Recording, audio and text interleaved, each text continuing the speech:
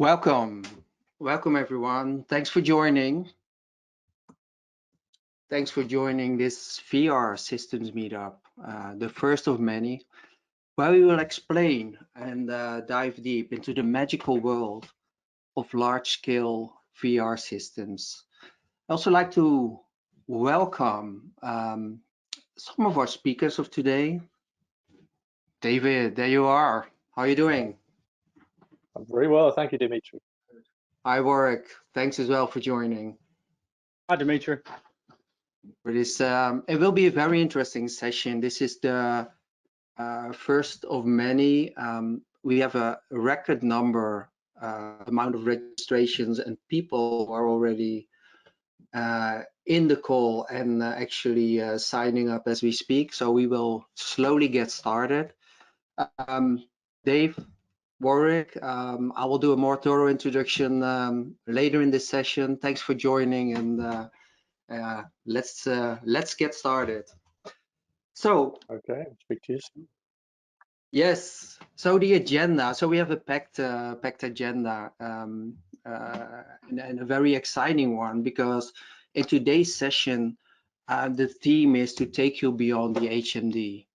And well, just for the record, you know, we at Vitalis, we love and we like HMDs, and our software products, they work perfect with HMDs. However, there is another world in the enterprise VR domain where large-scale VR systems are preferred. And it's that world that we're going to uncover today in this first VR systems meetup. So we have three sessions lined up for you. You will see things that we've never shown before, unique footage, unique insights, and also a rare look behind the scenes at one of our customers' installations. So before we start, a piece of introduction. I'm Dimitri. I'm based out of Holland, helping setting up the Vitalis Leadership Network. It's a new knowledge platform where we share stories from the trenches with partners, customers, and experts to help each other advance, and both on an organizational and on a personal level. I'm also happy to see so many of you attending this session as well. So more about VLN, Vitalis Leadership Network, at the end of the show. But let's get started. So we have 1 hour of the three sessions and a 15-minute Q&A. And our meetups are designed for thorough interactions. So we have some serious experts lined up, but we also have very serious experts from our customers and partners, let's say in the meeting today. So share ideas, share your questions, use the comment section and question bar, and keep us posted. If possible, we'll try to address them during this session. I mean, during a presentation, and if not, we carry it over to the Q&A. And so please join the discussion, join the interaction. You will see a lot of interesting stuff today. So ask any question you would like us to ask. So yeah, what are we talking about? I mean, we coined it a large-scale VR systems. You know, what are some of the characteristics, and how can they be defined? I mean, you will find, some of the terms which are typically used. You know, they are large, they are immersive screens. Minimum consists of a wall or multiple walls, and often come in various forms and shapes. You know, you see them curved rooms. I mean, even domes, power walls. You know, most of these systems, almost all of those systems, are bespoke. You know, they're designed to address a very specific function, you know, or a very unique situation, and we'll going to address that today as well. So without tracking, and we will talk about tracking today as well, we call it visualization on those screens. But if you use tracking, it really becomes VR. And in the end, and it's also something which we're going to uncover today, these systems are extremely strong in collaboration. And the reality is, I mean, the fact behind it is that because we have multiple people sitting in the same space, standing in the same space, immersed, you know, in the same model, being aware of your surroundings, being aware of each other, gives a very unique and powerful way of communicating with each other, but also collaborating with each other. So of course, I mean, one can say you can also do it with HMDs, and that's correct. I mean, we also deploy powerful software where people from different parts of the world can very successfully collaborate with HMDs, with headsets, but you're still in your own personal space. So we will share those examples today. What are differences, the pros and cons, and you get the inputs from our experts in today's sessions. This meetup, very quickly, I mean, also to set the expectation. So it is a unique format, and we will try to show as much as possible. It's not always that easy because a lot of the systems we design are so sensitive because of the models or the processes we support. But in this series, we're really going to open it up as much as possible, show you as much as possible, show the capabilities of these systems and our unique knowledge that we have in-house. We are going to look at the bottom line. You know, what does it mean for our customers? While we will be addressing a lot of technical topics, issues, and terms, we will at the same time talk about what is the business value for our customers. And today, I'm very excited to tell you we'll have a very nice look behind the scenes and explanation of some of the decisions, and it will be a very interesting session with things you probably have not seen before. Okay, one slide about Vitalis. So we care about, let's say, empowering our customers' bottom line. I mean, we work for many industrial enterprises with our XR solutions, and ROI, bottom line, is what we are heavily focused on. So the numbers in front of you is just one example. I mean, it's from our digital twin solutions, but we have different ROI sheets and detailed explanations for factory layout planning, for design reviews, for service and maintenance. So anyone interested, let us know.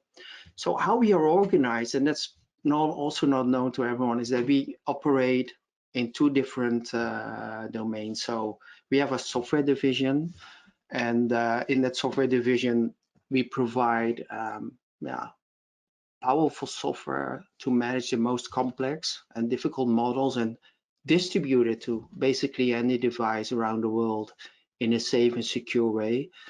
But we also have our Vitalis systems team who bring in decades of VR systems experience.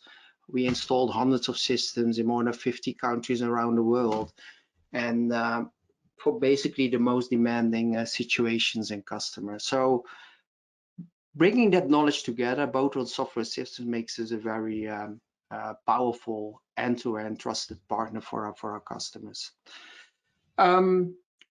So having said that, and there's much more to say, but I would like to continue on to our first session. And that first session is with Paul McCall, and we will invite him live just a little bit later in the show. Paul is having his breakfast as we speak. He's in Orlando at the ITSEC 2021 conference. So before we hand over to Paul, a brief introduction. Paul brings in 70 years of VR experience, also in the engineering world, and is with Vitalis for about 15 years, supporting our customers in designing and delivering the most effective VR system. So let's go to Paul and let us see what he has to say about this. Let's go.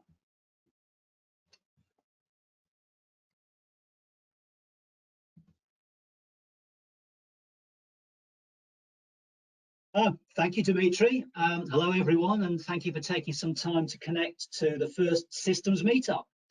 I'm Paul McColl. I'm systems architect and VR expert on sales here at Vitalis. As Dimitri has said, we're going to take some time during this meeting and other meetings to follow to explore the world of advanced visualization, whether that's AR, VR, XR, or whatever you like. We call it advanced visualization. It covers all of those areas together. So let's start with some context first. And for those that have been in the industry for a number of years, please forgive me for the history lesson. As we know, VR is not new. It's been around for hundreds of years, 180 years, in fact. And 3D photography came along very early in the 1800s. Here you can see an example of that. This was closely followed by holographic projection. This is a technique called Pepper's Ghost. In fact, Pepper's Ghost is still used today. This is how they put virtual people on stage at concerts, for example. This was followed with what looks like an early HMD, where two photographs were put in together and give you a stereographic point of view. And within another 60 years, this had turned into a toy. And for those of you that are old enough like me, I remember one of these from the 1970s and 80s that you can see stereographic images. It's called the Viewmaster. At this time, in the 1930s and 40s, flight simulators were making an appearance. And although really rudimentary, they were effective. By the 1950s, we got the first multi-sensory VR solution. So this was a virtual reality device that had 3D images. It had 3D sound, wind, and smells. A lot of people would call that 6D these days. From then on, development accelerated. So fully tracked HMDs arrived, believe it or not, more than 50 years ago. And no, this isn't some weird medical experiment. It's a thing called the Sword of Damocles. It's an advanced HMD of its time, say back in the 60s. So this developed over a number of years into what I'm wearing here in this picture. That's me in 2010 wearing an HMD that had a 110-degree field of view. It looks uncomfortable. It wasn't really. It was quite heavy, but it wasn't particularly uncomfortable. But it's really not quite an Oculus or an HTC Vive, is it? So at Vitalis, what we've done is we've tried to stay ahead of all of these technological developments. And we've tried to apply these to engineering problems, complex problems, and the visualization of massive data sets for over 30 years. In fact, we've installed hundreds of systems across the world in more than 50 countries and in a diverse range of markets. This makes us one of the world's most experienced VR companies. Let's have a look at how it's used. So for years, you and we all have been putting a huge amount of effort into building ever more complex CAD models. They are high value models, but they're rarely used to their maximum benefit. Even today, CAD frequently stays within the drawing office. Advanced visualization can help companies get away from that. They can help them change that. And it makes the most of CAD. Visualization really makes the most of CAD, or in fact, any complex visual data. So visualization of data can be used throughout the product cycle, throughout your business, right across your factory. It can be linked to your PLM system. It can be linked to your IoT system so that you can build a digital twin, for example. And it can be distributed right across the business. So we can now use it not just for design, but we can check and develop those designs into something better. We can optimize our factory layouts and plan that beforehand, sort out our manufacturing processes. Those products can then be marketed weeks, months, even years before we ever build anything. Training for assembly can be done. Training for installation or even maintenance planning can be done. And we can start that earlier than ever before. And we can therefore deliver our results better and faster. Don't forget, some of the most complex engineering problems happen right at the end of the cycle. So this could be the decommissioning phase. And in fact, decommissioning is now called repurposing or second life. And this can be planned for, rehearsed, and optimized right from day one. If you look after your product throughout its life cycle and track that product, you can then reuse it later for something else, far more eco-friendly. But the greatest benefits of all are when you build and maintain this complete digital thread. So you have a thread all the way through all of the processes. All of these are combined and all of the use cases are combined, and you use visualization at every stage. To do this, what's required is the ability to see what we need to see, when we need to see it, and with the device that's appropriate to that point in time. What we need is a suite of tools. That's a suite of tools of software, like our visionary render or reach applications, with hardware, like HMDs, like AR devices, like power walls and caves, for example. And these will let you do this. This will let you access your data in the way you need to access whenever you want.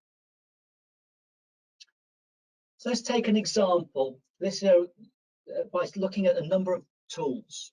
People use a wide range of tools in Excel. We see HMDs everywhere now. And they're great for personal review and interaction.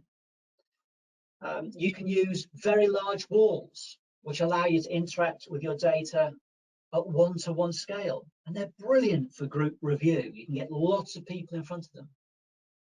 Screens can be made even more immersive by adding a floor. This allows you to look down at the work that might be in your hands or around your feet. This gives you a wraparound environment. The ultimate immersive solution is a cube, and these wrap you on all sides in an ultra high resolution 3D image.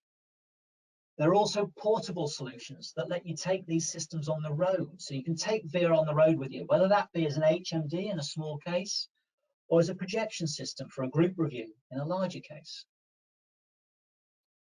A great example of using visualization for design is companies like BAE Systems, who have perhaps some of the most complex products on the planet. Warships, nuclear submarines, aircraft, that sort of thing. And they've been using VR across their business in design and review and manufacturing planning for more than 20 years. These systems allow them to build and test designs well before cutting any steel, and it can save them tens of millions. With more than 20 systems purchased, they are what we would call a large user. VR isn't just for massive global businesses like this. Businesses with only one or two CAD seats can use visualization too.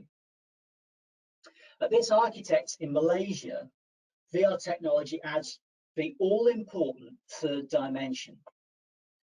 Both designers and clients alike get a better sense of space and volume because they're in 3D.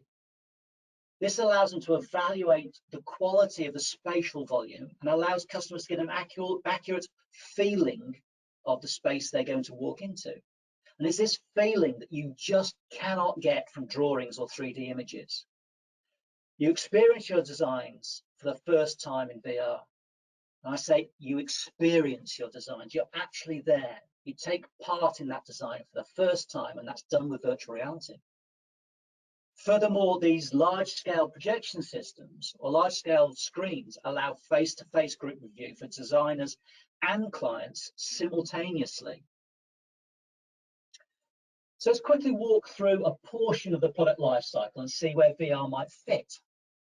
Our designer here is sitting at his desk, running through the design. He's gone through the concept phase of a product design. and he's built his concept in CAD.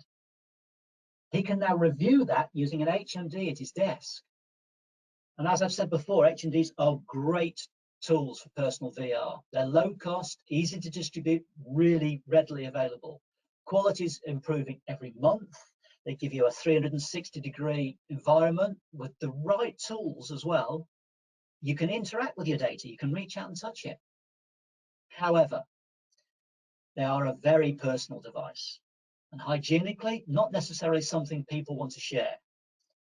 So really, all users need their own headset. Now, the low cost of entry of these headsets really helps with this. However, they're not ideal for group review, as we've said before. They can actually limit the communication that people do. So when inside an HMD, you're isolated from the rest of the world. You can't read any facial expressions or get feedback in that way. And this is a huge part of the way that humans communicate. Just think about how a text message can be misinterpreted. When we want to be sure about the message that we're putting in text, we add an emoji of a facial expression. That gets the message across. People know what we're thinking. It's instant. HMDs prevent that from happening. So how do we help? And what's the next step? So he's used this device to look at the designs that he's doing in an environment that's his, at his desk or around his desk. Now he wants to communicate this. He wants to review this design. If these people that he's communicating with are remote, he can do this with advanced cloud-based visualization, like Vitalis Reach, for example. You can learn a bit more about Vitalis Reach in our other series of webinars. And it can be done with a suite of personal devices.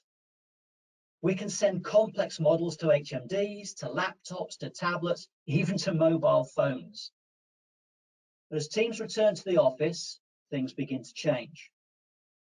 There is huge value in face-to-face discussion on top of this remote collaboration that you're getting with your personal device.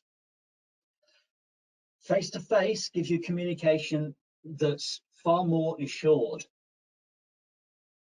So large level one-to-one screens like Powerwalls can achieve this. Groups can share in the experience, and multiple locations can connect together and collaborate in real time by linking them in VR. Professional high-end positional tracking systems like optical tracking give you supremely accurate interaction with VR environment. These tracking systems are flexible and very scalable, so you can track very, very large environments. You can track your head movement, you can track hand and finger movement, you can track multiple people, you can even track tools and parts in the same space as your virtual environment. Powerwalls may require investment and need more space than your HMD, but these systems are far more flexible and can be used for a multiple of non-VR uses as well. So you can use them for corporate presentations, customer experience centers, training applications, all sorts of things. Our engineer now has communicated. He shared his design via the cloud and face-to-face. He may well want to take this into a even more immersive environment and surround themselves with the highest resolution possible. And he can do that in a cave. And this level of graphical quality just is not available in an HMD yet, but you have to pay for it. So let's have a voyage around a VR system that actually exists. This is a system that we're building today. It's a current solution with a current client. So what we have today is a floor plan of their building. In the bottom right-hand corner is a red hashed area, and that's phase 1 of the installation that is in process right now. As soon as that's done, we'll move over to phase 2 in the bottom left-hand corner. What are we doing in that space? Well, we are going to put in a number of projection systems. So this is rear projected VR solution. We are also going to move along and add in training solutions to this system. We're going to mix these into a single space. Let's just have a look at that space and how does that actually work. So we'll move through into this room. This is a rear projected VR system. It's set up so we can do large corporate review. Number of seats in the same space. It's rear projected, so there is a mirror and a projector behind the screen. And then in front, we can have the people that are the actors, the users of the system. Now, typically, a system would be viewed by one person, and they would see a view that is tracked to match their point of view. Most people understand that in a tracked system, if you were to move to a different location, if a second person comes into the scene and wants to look at it, they get a distorted point of view. Today, this is accepted by most people. However, we have new technologies that allow us to see the right point of view from the right position. And we call this multi-point of view.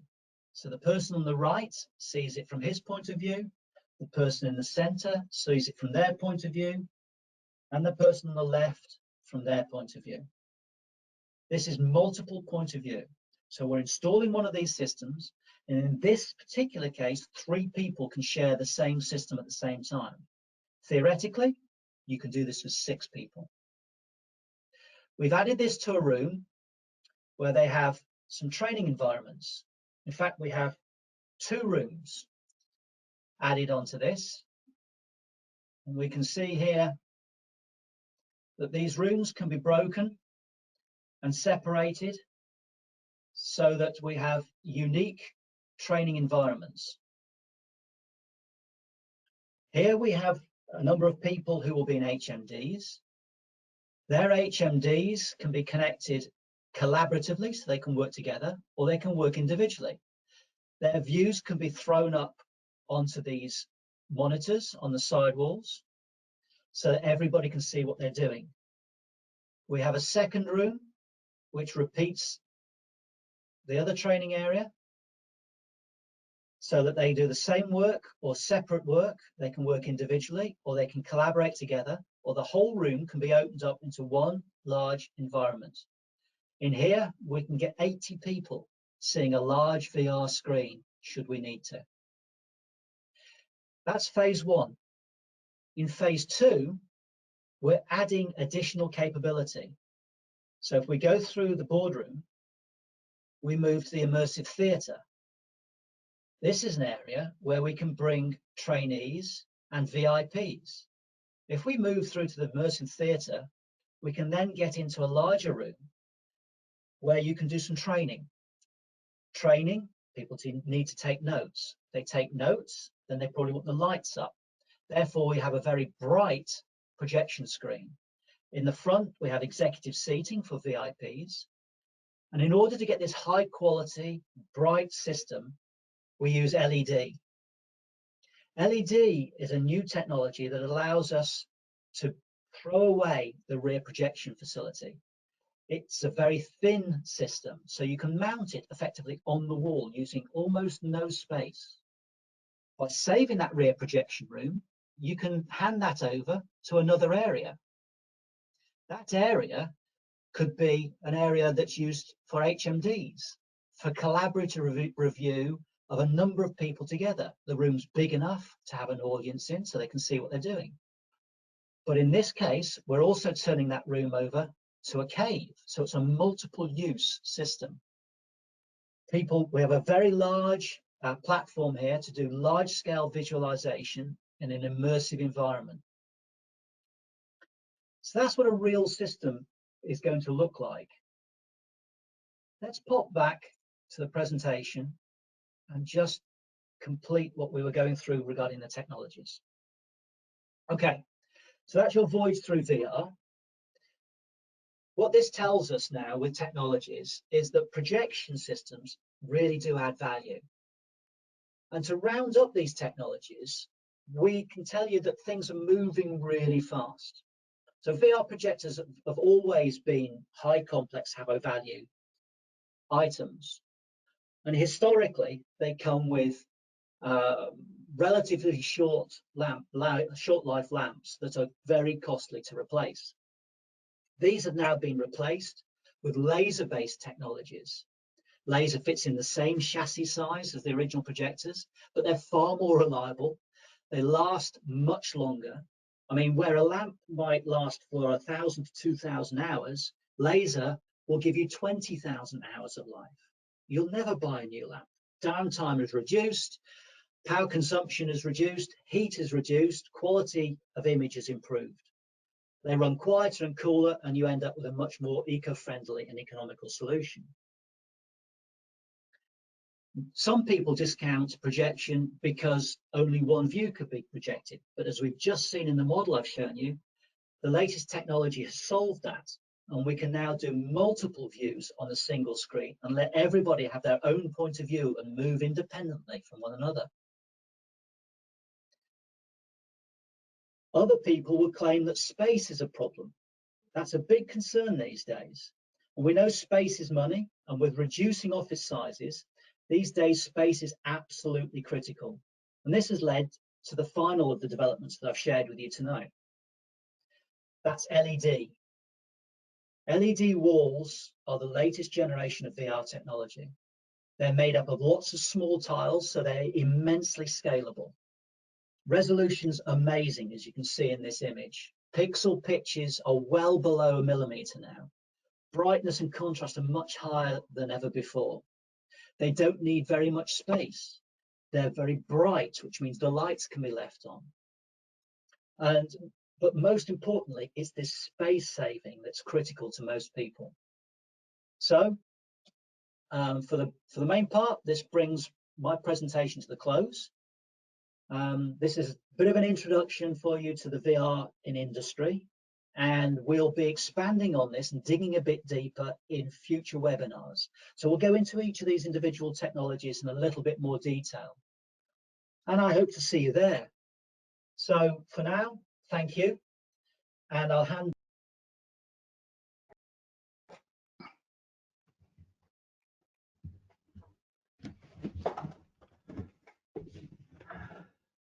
Thanks, Paul. So, but also thanks to the audience. We will Paul have with us within 20 minutes from now. But thanks also for sharing your questions during the sessions. So keep them coming, please, and we'll make sure they get forwarded to Paul and the team. Sorry for this abrupt transition, but we'll get back to Paul in 20 minutes. So let's move on to our next session here today. And Warwick, can you please join the team while I introduce you? So Warwick is heading our Vitalis systems team, spent about 20 years in the VR and AR industry. Hi, Warwick, there you are. Hey, Jimmy. And someone told me you're also an avid, almost professional level clay shooter, but we're not going to get into these details. So let's get down to business, man. So what are we going to see? Can you do a very brief intro on what we're going to show the audience in a couple of seconds? We're going to go and visit one of our systems that we installed back in 2015, I think. So it's getting on a little bit now. It's very interesting. It's over at Siemens in Congleton, where they make high-speed drives, which are effectively controllers for conveyor belts. And they do a lot of their design and prototyping in this, but also they do a lot of factory layout in there as well to maximize the space that they've got there. It took about 2 weeks to build this from scratch. And as I say, it's been operational since about 2015, minimal maintenance, a really successful system, but it's quite unique in terms of power walls. It's very cost effective for the level of immersion that it gives you. Wow, let's have a look. Let me start it up 1 second. And don't give away too much. So, one sec. There we go.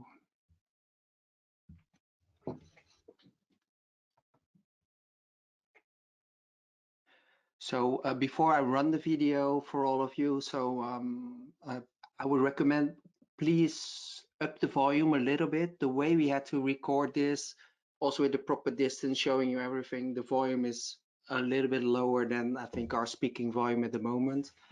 So it's 4 minutes, very exciting, and Warwick and I will be back after the video. So here we go. Have fun. Hi, my name is Warwick Shaw. I'm Head of Systems for the Vitalis Group of Companies. We're here today at Siemens Congleton to have a look at an active wall. So what's an active wall? An active wall is our staple Vitalis visualization solution. We've installed hundreds of these around the world. Typically they're rear projected, they're as wide as the room is and as tall as it's tall. The reason for that is to give you that maximum sense of immersion. Anything in the visualization space that is not part of the virtual solution is going to jump out and your brain is going to say, I'm looking at a synthetic image. Take all those away and your brain will just run with it. So the active wall is typically, although other variants exist, but it's typically a single Dell PC Windows operating system driven system. It utilizes NVIDIA Quadro graphics, and in this case it's pumping out around HD resolution at 120 Hz. So it's really smooth and it's really stable. What makes a active wall a VR solution and not just a visualization solution is the addition of a motion tracking system. In this instance, we're using an ART tracking system. ART are our tracking system of choice. They're excellent, they're really, really stable, really modular. You can add cameras later as your visualization grows. And they come with some really, really brilliant tracking devices. So this one is tracked using a FlyStick 2, really lightweight, about 500 grams, totally wireless interaction device. Really intuitive to use. We've had children pick these up and just operate them straight away, no tuition whatsoever. We pair that to a set of Vitalis ActiveWork glasses and then the ART tracking frame. Again, all wireless. This weighs about 300 grams, you forget that you're wearing it after a short period of time. What the tracking system allows us to do is interact with the virtual world. You can use it quite naturally, rather than sort of flying around as I'm doing here. You can actually just walk around these objects and interact with them. And it becomes really, really immersive. But it is very much like looking into a window at times. And to make it more immersive, what Siemens chose to do is add yet another active wall on the floor. Now, what benefit does that bring? Well, what that brings is it allows us to render images outside the screen. So as I'm immersed here, and as you can see the pipe going away from us, in my view, the pipe actually goes right in front of me and then down into the floor. So again, it becomes much more immersive in that I can believe that that pipe is really in front of me. And as I move around, it has all those small adjustments that further support the fact that this pipe really is in front of me. And it becomes that you stop using the tracking device as a navigation tool and start using it as an interaction tool, because your navigation is just done naturally by walking around. So how do we do it? So the screen material is an elasticized polymer. It gives excellent brightness, excellent color uniformity, really reduced hot spotting, so you don't see anything like the projector light intensity right in the center and not so much the sides. But also we pair it to a unique floor material that is a bit of a Vitalis trade secret. We won't be telling you what this floor material is. The floor material, when projected upon, matches the screen material perfectly.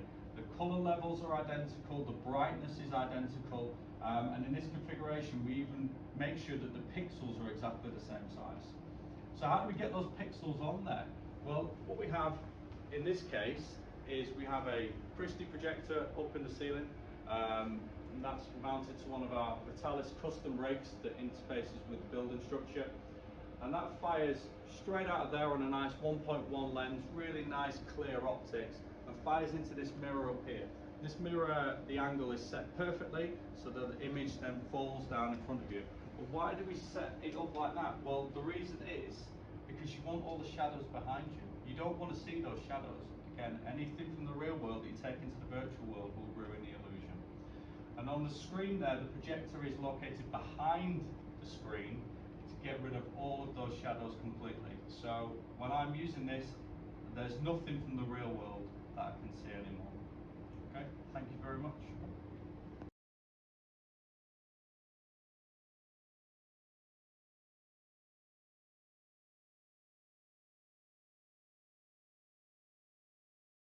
Warwick, Yeah, sorry back about my scratch again. end. So thanks a lot. So are you not going to tell us what this floor material is, seriously? No, I can't. It's more than my job's worth to me. I can't say what that flooring material is the result of decades of testing. We take into account all the properties that are described in the video, but also its availability around the world, how robust it is, what size the blanks come in, so whether they can match some of the caves that we do. So no, I can't give away the secret of the floor material unless you buy one. If you buy one, then I have to put it on the shipping documentation. So I guess that's one way you could find out. Okay, I think you just gave away a critical Vitalis trade secret. Okay, so we'll talk to you later in a bit. Thanks, Warwick. Thanks, fantastic. So, David, welcome. You are joining us from France. So when you fire up your I'm here. webcam, there you are. Welcome, man. Thanks for joining. Thank you very much, Dimitri. Thanks for having me. Fantastic. So let me do a very quick introduction to the audience. So David brings about 30 years. We have another guru in the house over here in the VR domain. Since you joined, I mean, Superscape in the early, 1990s. Yeah. And what I've been told is that when you're not injuring yourself with your fanatic mountain biking, that we can find you do amazing stuff in the motion tracking domain at ART. And what also many people actually don't know is that you also worked for Vitalis. I mean, early 2000s up to 2008, and you were responsible for the turnkey system solutions, and also offering these solutions, these systems to our defense customers, engineering customers, and for the training world. So I think you're a very welcome speaker and contributor to this event. So thanks for joining. That's my pleasure. David, please take over and take us on the journey and all the ins and outs of motion tracking and the importance and relevance when it comes to VR systems. Please. Okay, thank you. Hopefully you can see my screen here now. Yes. Press the share button. Great. Okay. Well, hello everyone. My name's Davey Clark, and I'm with Advanced Real-Time Tracking. It's a German manufacturer of optical motion tracking systems. We're actually based in Bavaria, which is about halfway between Munich and Innsbruck. So feel free to visit if you're in that part of the world. We're always happy to offer a guided tour. Well, as Dimitri's just said, I've been involved in the VR industry since the early 1990s. And at that time, Silicon Graphics, anyone remember them? Powered by huge purple computers that also, by the way, heated the building.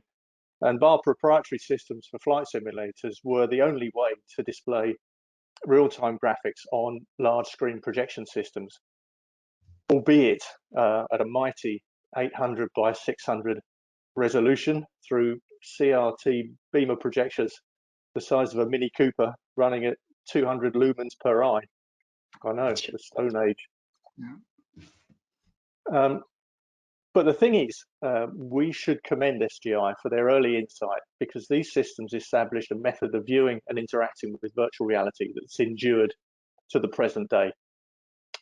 I'd go so far as to say that even after NVIDIA's innovation placed the last nail in SGI's coffin, there remains no better way for a group of people to gain such a deep understanding of complex information, which then allows them to make well-informed decisions. So on screen, you can see some of the factors that make up the typical large screen projection system.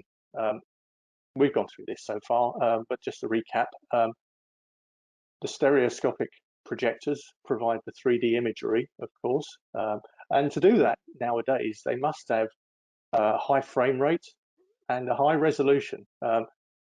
Harking back to what I was saying about CRT projectors, if you got up close to the screen, you could see pixels the size of ping pong balls. But now they're pretty much indistinguishable one from the other. It's just seamless, very high quality, very bright image, be it projected or as Paul mentioned, LCD. You need a big screen typically, and this is to fill the eye's field of view. We don't want intrusions from the real world if we can possibly avoid it, because that tends to diminish the effect. So if we're totally immersed, then we need to be seeing only the 3D graphic images. And the screen configurations can be multiple different layouts. Power wall, a single large screen. A cave, which is multiple perpendicular screens. It can be three-sided in a simple form, and then you can project on the floor, the ceiling, the back wall, all 6 sides to completely surround the user in some cases. On the bottom right image, you can see a format which actually works very well in practice, and that's an L-shape configuration, 2 screens, perpendicular one to the other, and the floor. And well, half a cave in effect. It means the user tends to sort of look into the corner, but once you overlay the 3D image, the corner's invisible, and it's a very good way of providing that complete immersive field of view in a relatively small space with excellent stereoscopic effects.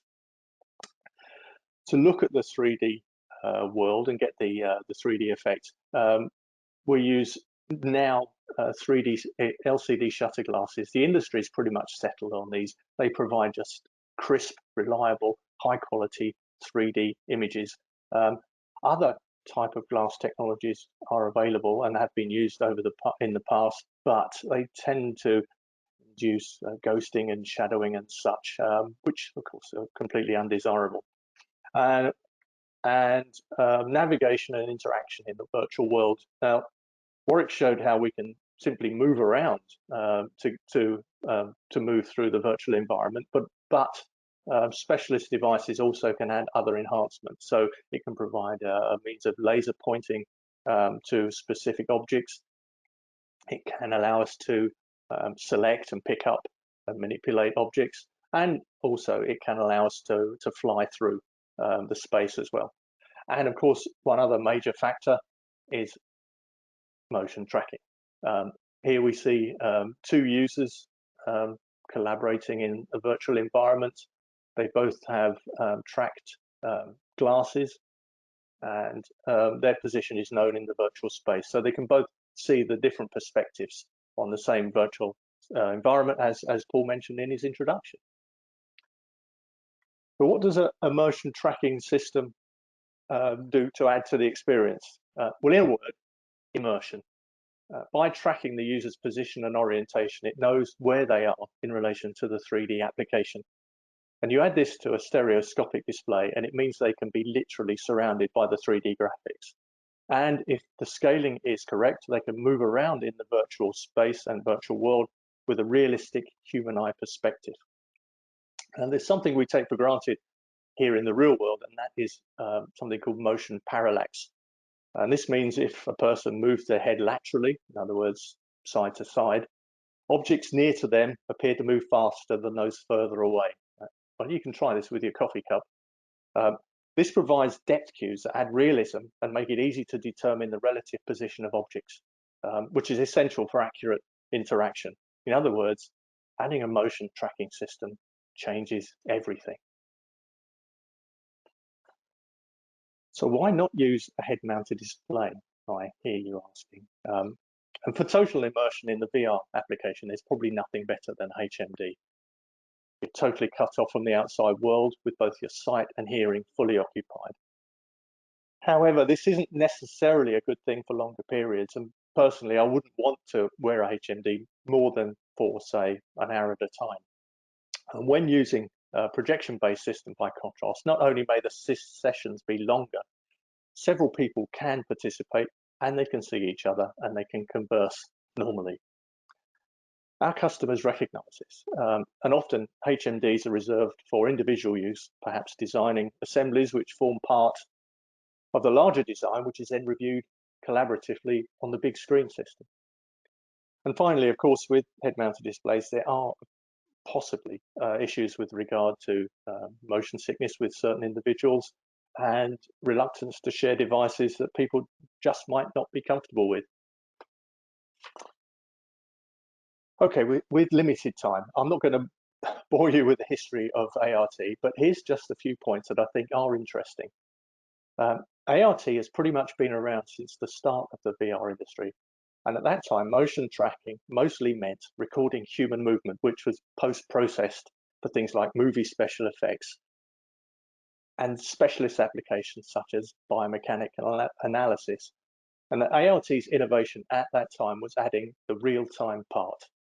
In other words, with an ART system, the motion captured movement could be seen within the VR application live as it was happening. And ever since then, we've continued to be the leader in our primary market of industrial visualization, have installed systems in pretty much every country in the developed world in conjunction with our network of partners. Now, one statistic you can see here at the bottom of the screen, courtesy of Barco, is that 80% new car designs are prototyped using ART motion tracking. Now, while I can't verify this for certain, I do know that pretty much every major automotive manufacturer is an ART customer. As I said, it's our primary market. Our first ever sale was to Volkswagen, who remain a customer to this day.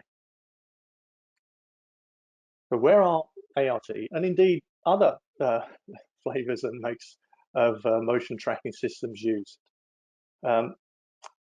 I've already mentioned our success in the auto industry, and this extends to most areas of high-tech manufacturing. In other words, trains, planes, and automobiles. Sorry. And in all cases, the benefits are largely similar. Communication and understanding of complex data is enhanced by viewing and interacting with the 3D model. And designs can be optimized and faults eliminated without the need for expensive and unwieldy physical prototypes.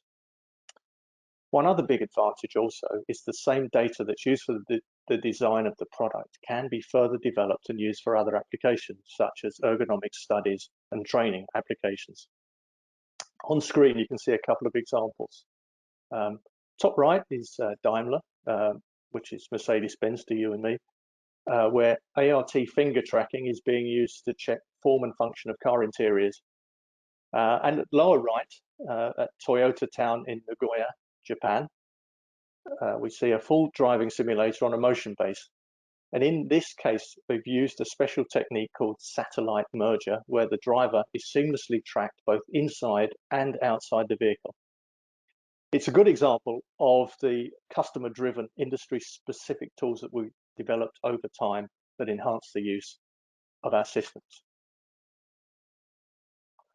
Okay, onto the commercial bit, which I'll keep brief. Rather than talking about though the ART product catalog, all I want to say here is that ART systems are highly modular, which means that they can be used to optimum effect in pretty much every VR system configuration that there is, both projected and head-mounted display. For example, we've developed a camera that's only 30 millimeters in diameter, so that it can be inserted into a drilled hole, making it virtually invisible in use, and so reducing visual clutter. Because after all, to achieve immersion in VR, the aim is to try and eliminate as many intruding artifacts from the real world as possible. Now, part of our service is to ensure that the specified ART system is the optimal one for the task. So we can create a camera layout simulation for you that shows the type, position, and orientation of the cameras in the screen configuration setting. This means that the motion tracking, once installed, will be as good as it possibly can be across the whole space and takes into account factors such as the number of people inside the volume, as well as other objects such as maybe a seating buck or other physical objects that can affect the line of sight of the cameras. All we need to know from you are the dimensions and type of screen layout, how you want to interact with the virtual world, be it head, wand, finger tracking, or full body motion capture, and an idea of what tasks you want to perform. Then we do the rest. Finally, I can't end the presentation without mentioning our newest edition, of which we are rather proud. Now, following demand from customers for a compact system that can be used in confined tracking spaces, such as a car interior or an aircraft cockpit, we launched only last week the SmartTrack 3 M. Now, M is for mini. It's a very small and robust system that contains the tracking cameras and processor inside a single casing. It can be set up in minutes and is intended to be used in demanding environments such as outdoors in high light level conditions and inside moving vehicles, be they driving down the road or indoors on a motion base. Not only that, with a range of more than 2.5 meters, it's also a good option for tracking smaller projection systems or LCD displays. Here's the data on screen, which I won't read out, but suffice it to say here that it's small, it's lightweight, and like all ART systems, it's very accurate and very reliable. Okay, well, that's all for me. Thank you very much for your attention. And I understand that we will take questions at the end of the session. So now it's back to Dimitri. Absolutely. Thanks, David. So stay tuned, and let me present this one. So a little bit. There we go. Yes. So we are ready for the Q&A, and this panel discussion will be hosted by John Maxfield. Hi, John. There you are. Hi, Dimitri. And hope you can hear me okay. Seconds. Yes, loud and clear. So glad having you here on the show. So quick intro for those who don't know John yet. So he's a true VR pioneer, also bringing in 30 years of experience in the engineering and the virtual reality domain. Built a company, also successfully sold one. What I always find interesting and intriguing is that you're a computer science PhD and you wrote your thesis in 1996 on real-time collaborative VR for simultaneous engineering. I mean, so it's always a pleasure having you on the show, and thanks for hosting the panel. Can I also invite Warwick, Dave, and Paul if he's also around? Yep, I'm and back. So hi Paul. So both John and Paul are now in Orlando. It's morning time. They are at the same curtain. One conference. Different room. Yeah. Yeah, different rooms. I mean, yeah. We've sprung for 2 rooms. Yeah. So, but before we start, John and Paul, can you give us any update, the audience, on this conference? I mean, anything special you learned? Sure. Well, yeah, thank you, Dimitri, for your generous introduction there. I feel I'm not the only pioneer here in the room, I think, because we've got Dave. Welcome to you, Dave, to the panel, and Warwick and Paul. I think between us, we've got many years of experience in this industry. And I remember when Dave was mentioning about SGI. Yeah, I used to work for them, so I remember them in the good old days. So I remember all the way back to those huge machines. Yes, ITTech, we are here yeah, we're not presenting live from the exhibition hall, but it's been an interesting show so far. Lots of interesting technology being presented for basically for military simulation, flight simulators, that kind of thing, combat simulation, but also some interesting new technology from some of the technology providers like Varjo with the HMDs. We've visited Barco, who are introducing new projection technology and LED panels, and JVC have a new HMD that they're showing off at the show as well. So some interesting technology, and also visiting quite a few of our customers here, BAE Systems, Lockheed Martin, General Dynamics, Raytheon, and so on, who are all we're all working with, and it's good to see them presenting things and talk to them about how they're using our systems as well as talking to potential new customers for us like Boeing and so on. So it's a really exciting show, so great fun. So I would like to just start. I think we better get started on the panel, actually. I'm just gonna, I mean, obviously there's the four of us here, and as I've been watching the great presentations, by the way, fantastic.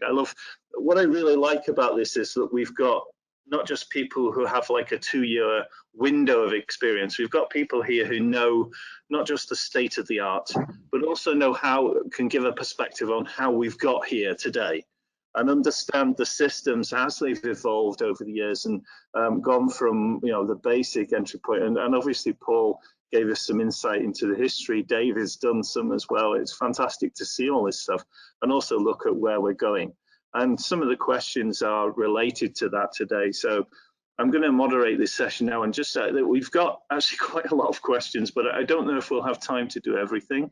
But I think we'll start with what I hope is potentially an easy one. This is a question that I'm going to ask Warwick to comment on.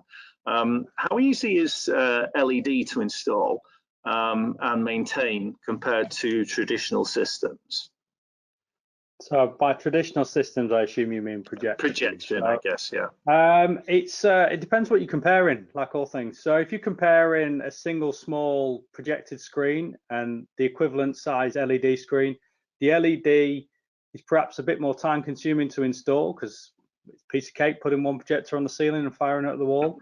But as you start to have more and more projectors, the LED array is actually easy to install. You don't need to quite worry about the alignment of those and the positioning relative to each other. The LEDs is effectively just tiling. So you would add all those together. LED is a bit more fragile to install at the moment of install, but once it's there, it stays there. It doesn't drift. So its operational life is much longer and requires less maintenance as it goes along. Yeah. It's the way, it's the future, isn't it? Really, let's be honest. I think to some extent, the balance of the future. I think is going to go more into LED, and I think even the LED manufacturers who are also projector manufacturers will tell you exactly the same thing. But there's always going to be a place for projection. I think we'll always see it at some point. I'm sure that'll bite me in future. That's my 640K enough for anyone or whatever it was. That'll be your famous quote to die with, yeah, won't it? Absolutely. Okay, so thanks Warwick. We've got another question coming in. This is for Dave Clark. Okay, David. It says where STEAM might need pucks to track additional objects. How does the art system solve this problem, and how many items can I track in that space?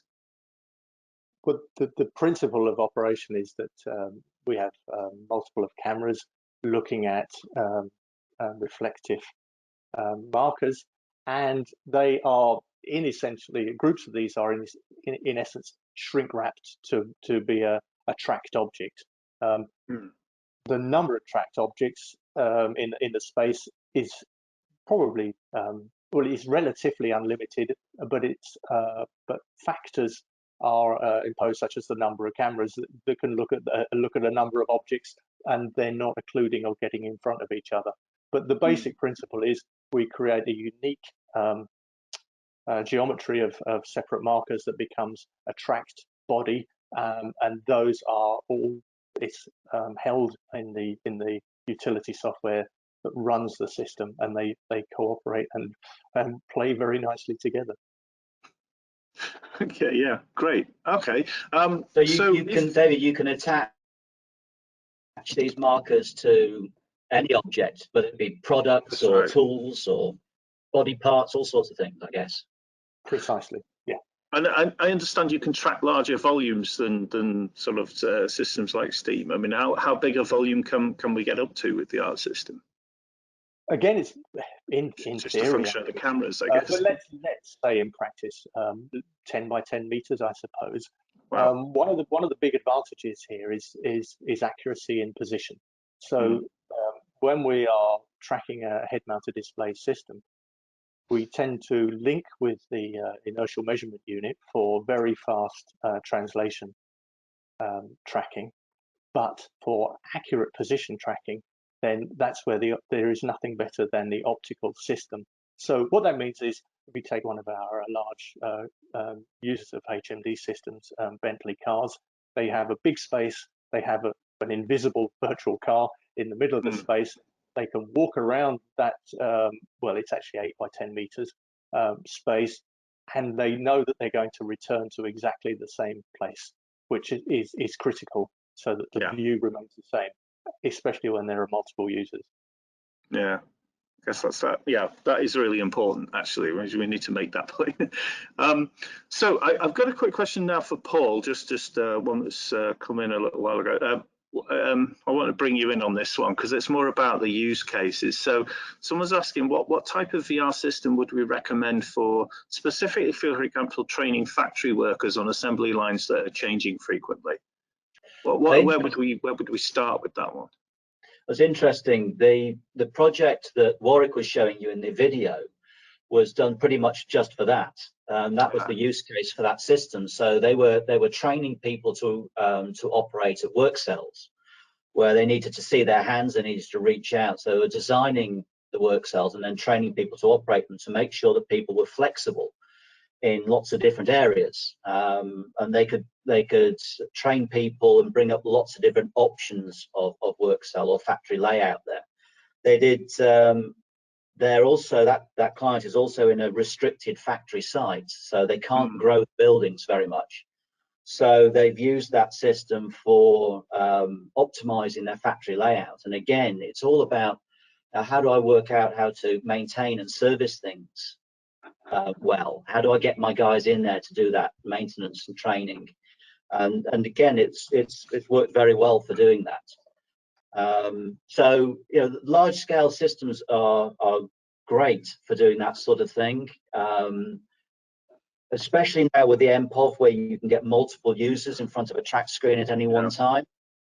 But I have to be clear that, as Dimitri said at the beginning, it's not that we dislike HMDs in any way. HMDs are superb for training. It's great for getting lots of people up to speed very quickly, and they're very distributable and low cost to do that. But if you were doing something in front of a group and you needed to discuss that process, that training process as a group, or if you had an instructor, then then a large screen works really, really well.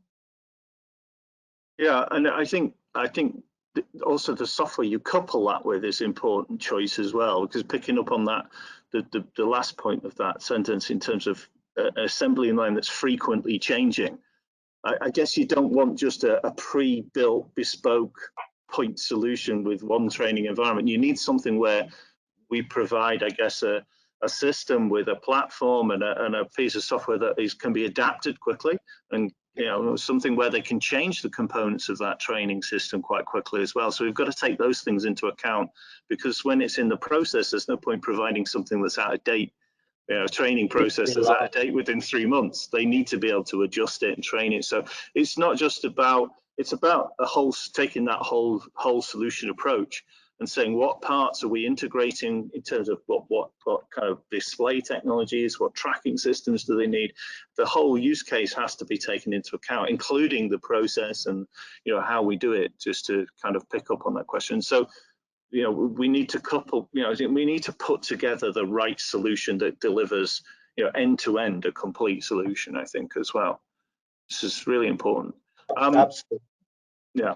Okay, so we've got another question. I think, let me just check.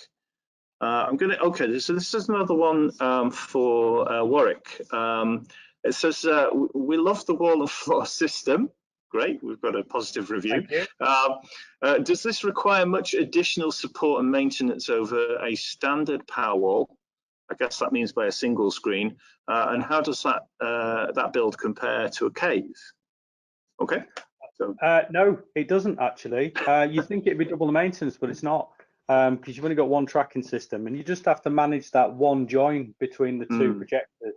Projectors drift over time because of environmental reasons, typically heat and vibration, those kind of things. So you may have to realign those projectors. We build in all the tools for you to do that as easy as possible. But you have to manage that alignment of those two things and make sure they're synchronized. They tend not to drift too much, but it is possible that they do drift. So that's the only extra maintenance activity that you have to worry about with that. I think it's worthwhile, Warwick, saying that we're now exploring LED wall and floors, so that drift issue has gone away completely. Yeah. Okay. And I think there's a second part of that. How does that compare to a cave? A cave is obviously you've got to manage the alignment of several places to each other, and they're all touching in two places. So that does make it a bit more tricky, but there are other ways to get around that. Okay, good. Thank you. Okay, well, I've got another question. I think we can only probably fit in a couple more, but depends on our time limit. Dimitri, have we got much more time, or have we got time for a couple more? Yes. So. Okay, let's, good. Take two more, and yeah. Okay. Okay. So this is a question that's probably both, I guess, David and Warwick could pick up on, I'm guessing. So there's a question from someone saying our HCR product uses a magnetic field tracking system which suffers from interference from the metal content of the building. Is it possible to modify the tracking system to be an optical one? I guess modify or replace. I guess those are the two options. Yes, modify. I think no. But replace, well, certainly. I mean, of course, an optical system by its very nature is immune to magnetic and interference of objects which are perhaps metal or perhaps a source of magnetism, motors and such. And it doesn't have many moving parts. It's inherently reliable. The system once set up, it tends to be very stable in operation. Okay, and I think the HCR product, I assume, is referring to the helicopter crew training products. That's something where we've used ART tracking several times, isn't it? Really, in quite a few installations. So I guess Warwick, have you got any more to add to that one? I can see that the application of HCR. Yeah, I can see the question. It's from Pete Booth. Hi, Pete. Yes, so at the time, the way to solve it was with Polhemus. ART didn't quite have the camera with it wasn't possible to fit the camera within the cabin at the time. But since then, ART have jumped forward and they have much smaller cameras that David mentioned. And I think I would solve the HCR problem in a totally different way now. And that probably will be with ART. Yeah, the big advantage of the Polhemus system is that the tracking emitter is a cube and essentially emits a sphere, and that's ideal for helicopter based applications in principle, where the guy in the back is inside the helicopter, but his method of operation is to put his head and half of his body outside the door and look underneath and around the helicopter. Yeah. That's a little bit of a challenge for a camera-based system, but as Warwick said, systems have shrunk and it's much more adaptable. And actually, we have some very nice examples of exactly this available from one of our US or Canadian customers, who is a major manufacturer of aircraft training simulation systems. Yeah, we're seeing a few of those over at ITSEC at the moment, really. So yeah, there's a few people.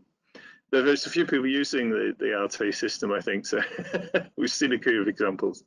Great. So John, let's try to just wrap one it more up. question. And one final question. I mean, okay, yeah, well, we've got one final question, which I think is quite an important one, because I don't know if we touched on this, but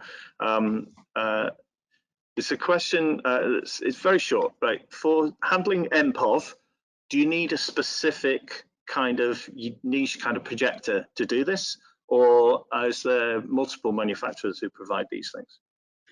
So I'll jump in. I'll say, yes, it's a niche projector, but there are several manufacturers that offer different types of solutions. So there are a couple of manufacturers that do a dual view MPOV solution, and there is one manufacturer that goes beyond that and does a 3-view solution at the moment.